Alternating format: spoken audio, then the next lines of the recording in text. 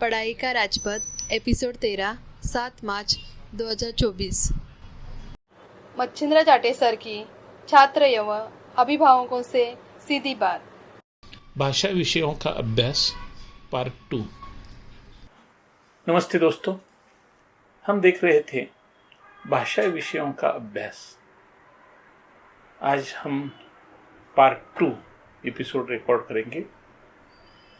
दोस्तों, हमने देखा था कि भाषा विषयों में पहला स्टेप होता है सुनना और बोलना, और ये बहुत इंपॉर्टेंट स्टेप होता है क्योंकि इससे हमें कई शब्दों की पहचान हो जाती है और हमारा शब्द भंडार बढ़ता जाता है कि जैसे 4-5 साल का बच्चा कई शब्द जानता है और उसका मीनिंग जानता है, मतलब जानता है, और एक तरह से भाषा का एक बहुत बड़ा ज्ञान का रास्ता खुल जाता है।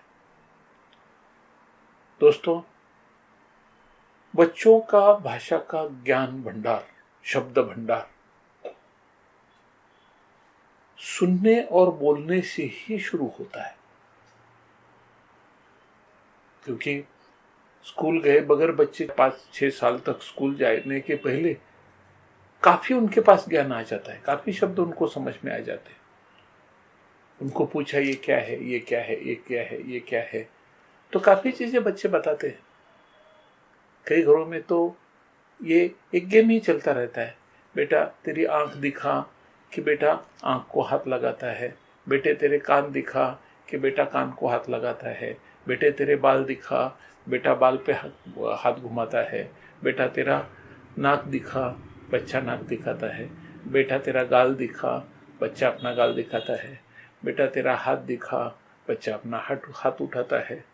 कई चीजें बगैर किसी स्कूल के, बगैर किसी से बच्चों ने शुरू किए थे।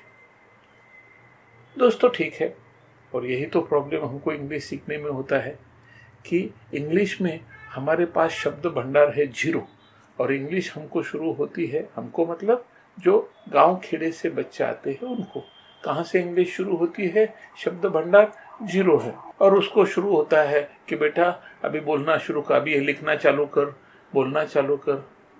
ये बहुत नाइंसाफी है, गलत है, हमको इसको बदलना चाहिए। अगर हमको बच्चों को सही मायने में इंग्लिश सिखाना चाहिए तो बच्चों को कम से कम 1000 वर्ड्स पहले समझाने चाहिए और उसके बाद फिर राइटिंग और रीडिंग शुरू होना चाहिए। तो इंडियन बच्चों के ऊपर जो इंग्लिश का एक भूत आता है, एक तकलीफ होती है। दोस्तों, कई बच्चे स्कूल्स कॉलेजेस में जाने से पहले 10वीं के एग्जाम में कई बच्चे 10वीं के एग्जाम फेल हो जाते हैं। अभी एक नया तरीका निकला है कि बच्चों को फेल नहीं करना है, आगे बढ़ाना है, कैसे भी पास करना है। बगैर ज्ञान के पास करने में क्या अर्थ है? कोई अर्थ नहीं है। तो दोस्तों, लेकिन एक बात याद रखो, हमको अगर भाषा विषयों का अभ्यास करना है, पढ़ाई करनी है, अच्छे से पढ़ाई करनी है, भाषा विषयों में हमको एक्यूरेसी लानी है, एक्सपर्ट बनना है, तो ये चीजें, 2 चीजें तो पहले स्टेप में आती है कि सुनना और बोलना, और इस तरीके से हमारा शब्द भंडार बढ़ते जाता है। हमें कई चीजों के शब्दों का ज्ञान हो जाता है। हमारे घर में क्या वर्ड्स यूज होते हैं, न्यूज़पेपर्स में क्या वर्ड्स आते हैं, किचन के लिए क्या वर्ड्स है, बेडरूम के लिए क्या वर्ड्स है, स्टडी रूम के लिए क्या वर्ड्स है। हमको एक भाषा शब्द भंडार का ज्ञान बढ़ते ही जा रहा है। दोस्तों, ये ज्ञान और मजबूत होता है जब हम दूसरी पादान पर आते हैं, दूसरी स्टेप पर आते हैं और हम लिखना और पढ़ना, ये दूसरा अंग सीखते हैं भाषा विषय का। कभी भी गलती से भी बगैर शब्द भंडार के भाषा सीखने की कोशिश नहीं करनी चाहिए। पहले कुछ ना कुछ तो यार इस शब्द तुमको मालूम हो, और फिर एक बार शब्द मालूम हो गए तो फिर दूसरी स्टेप आ जाती है लिखना और पढ़ना। दोस्तों ये बहुत महत्वपूर्ण स्टेप है, क्योंकि जो शब्द हमने सीखे हैं, ये शब्द कैसे लिखे जाते हैं, इस पे हमारा पूरा ध्यान होना चाहिए। अगर हम यहां ध्यान नहीं देंगे तो फिर यही शब्द हमको जिंदगी भर सताते रहेंगे। यूजुअली कई वर्ड्स होते हैं कि हमको ऐसे ही लिखना है, ऐसे ही लिखना है। जैसे किसी व्यक्ति का नाम होता है, किसी व्यक्ति का नाम है, समझो किसी का नाम है प्रतीक्षा, लड़की का नाम है प्रतीक्षा, तो ती दीर्घ आता है। हम एग्जाम्स जो देते हैं उसको बोलते हैं परीक्षा, तो परीक्षा का री दीर्घ आता है।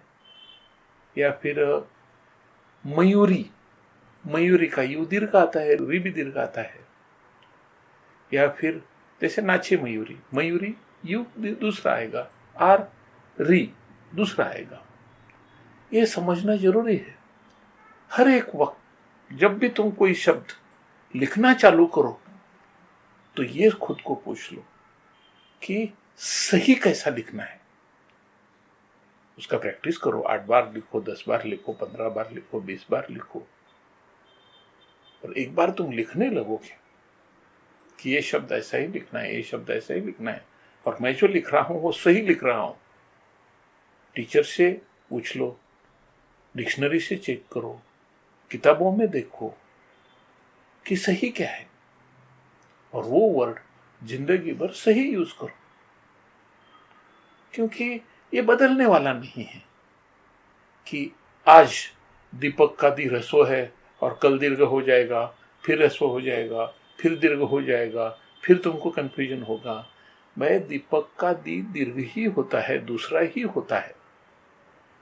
तुम्हें जिंदगी में कभी कंफ्यूज होने की जरूरत नहीं है। जब भी तुम दीपक लिखना सीखो तो दी दूसरा लिखना है, यही सीखो। जब भी प्रतीक्षा लिखना सीखो तो ती दूसरा लिखना है, यही सीखो। परीक्षा वर्ड जब भी लिखना है तो परीक्षाकारी दीर्घ ही आएगा। हर चीज जब भी तुम लिख रहे हो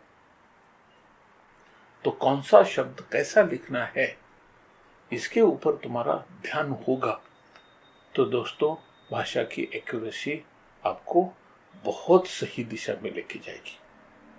तकलीफ, बार बार तकलीफ क्यों? क्वालिटी एजुकेशन में मैंने बताया था कि जो गलती बार बार होते रहती है, अगर तुम्हारा एजुकेशन क्वालिटी एजुकेशन हो तो ये गलती दोबारा नहीं होगी।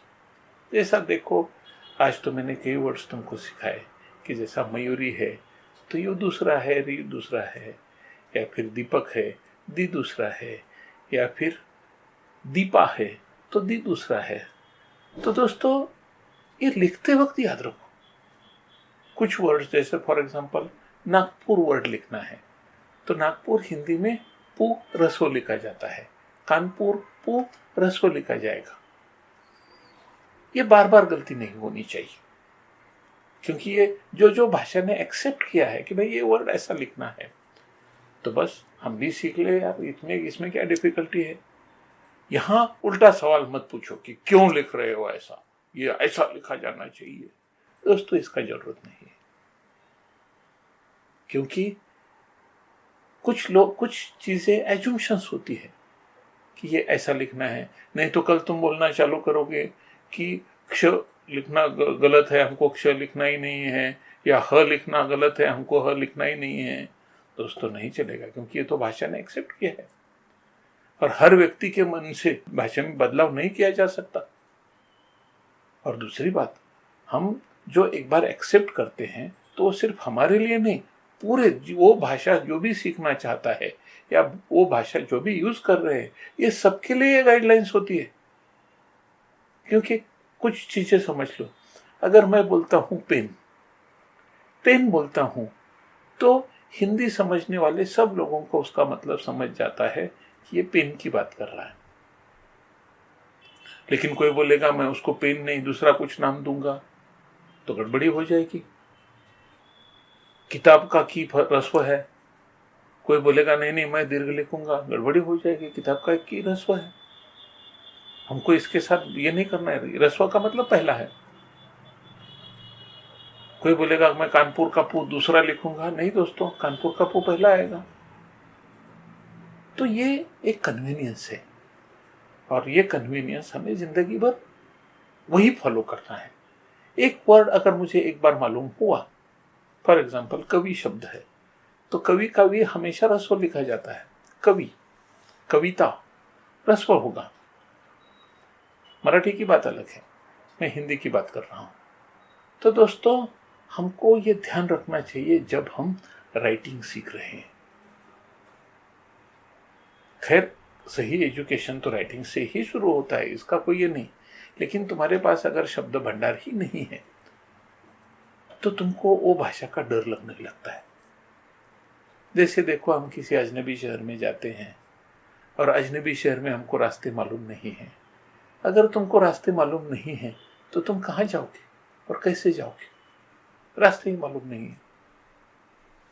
तो तुमको पहले रास्ते समझाने वाला कोई तो चाहिए। तो हमारा शब्द भंडार हमको रास्ते समझाने का काम करता है।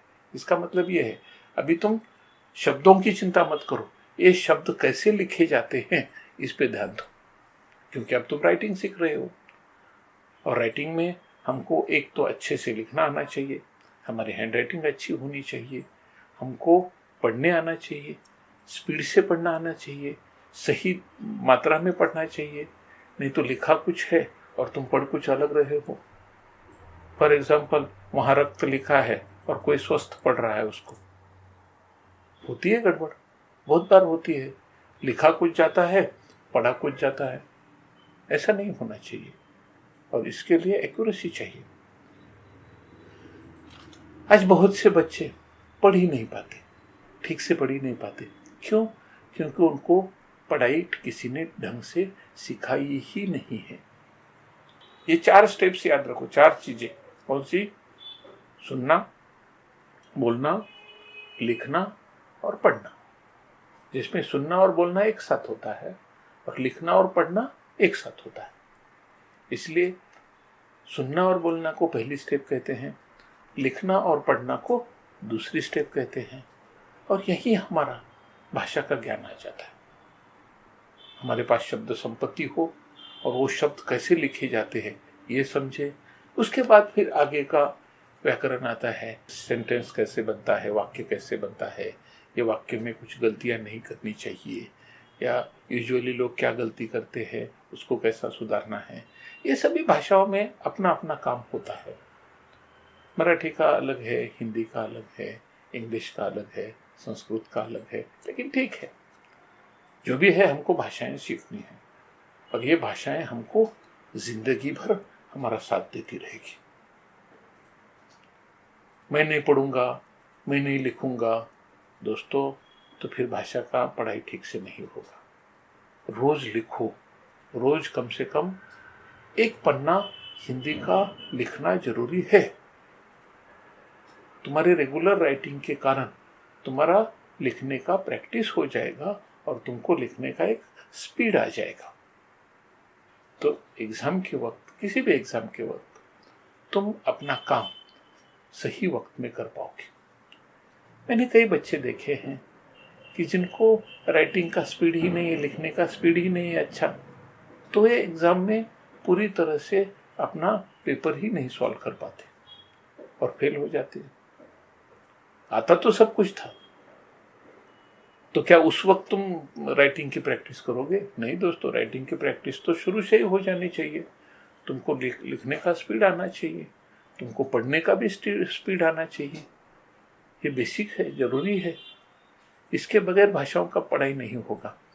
तो दोस्तों, इन सब मुद्दों के साथ कि आज मैंने ये दूसरे पार्ट 2 में भाषा विषयों के बारे में बताया है। खैर, भाषा विषयों में तो कई वीडियो बनेंगे आगे भी, और इसमें कई चीज़ें मैं आपको समझाऊंगा। लेकिन तुरंत भाषा विषयों के बारे में मैं यहाँ रुकता हूँ और आगे दूसरे किसी सब्जेक्ट के साथ आपको पढ़ाई का राजपथ इसके वीडियो मालिका में मिलता रहूँगा। आप मुझे सुनते रहिए। धन्यवाद।